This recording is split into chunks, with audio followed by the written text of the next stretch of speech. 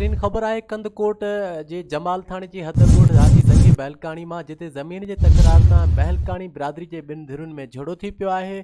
झेड़े दौरान लठियुनि ऐं कुहाड़ियुनि लॻण सबबि ॿिन्ही धुरियुनि जा 5 ॼणा ज़ख़्मी थी पिया आहिनि। अफ़सोसनाक ख़बर आहे कंदकोट जे इलाइक़े जमाल थाणे जी हद जी ॻोठ हाजी ज़ंगी बहलकाणी में झगड़ो थियो आहे, जंहिं दौरान लठियुनि लॻण सबबि 5 ॼणा ज़ख़्मी थिया आहिनि। असां सां लाइन ते मौजूदु आहे नुमाइंदा काश नूर हसन सब्ज़ोई। नूर हसन, असांखे इहो ॿुधायो त केतिरे अरसे खां झगड़ो हलंदड़ आहे ऐं इलाइक़े जी कहिड़ी सूरत हाल आहे?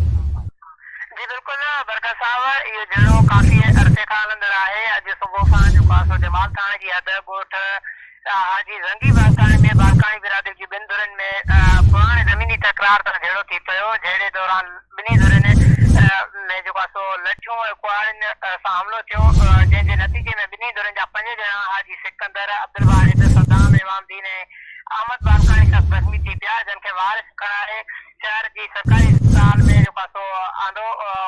ज़ख़्मियुनि मां 2 ॼणनि जी हालत नाज़ुक हुजण करे खेनि लाड़काणे अस्पताल मोकिलियो वियो।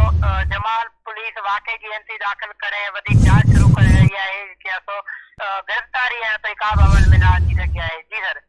अच्छा नूर हसन, असांखे इहो ॿुधायो त ख़ासि तौर ते कंदकोट कशमोर ज़िले में झेड़नि जूं ख़बरूं ऐं अफ़सोसनाक जेके वाक़िया आहिनि उन्हनि जूं ख़बरूं ज़्यादा रिपोर्ट थी रहियूं आहिनि, त असांखे इहो ॿुधायो त इन्हनि जो कारण कहिड़ो आहे ऐं पुलिस छो थी तहरीक वठे, या उतां जूं सुञाण धुरियूं आहिनि, या उते जेको जागीरदारना निज़ाम आहे, या वरी उतां जा चङा बिरादरियुनि जा माण्हू आहिनि उहे छो नथा नोटिस वठनि?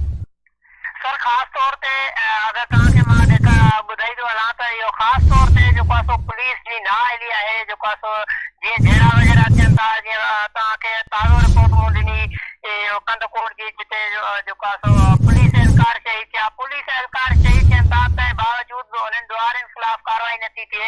इन करे इन जो असुल कारण जेको आहे सो पुलिस ई आहे, जंहिं करे इहे वाक़िया रोज़ जो जेको आहे सो मामूल बणियल आहिनि।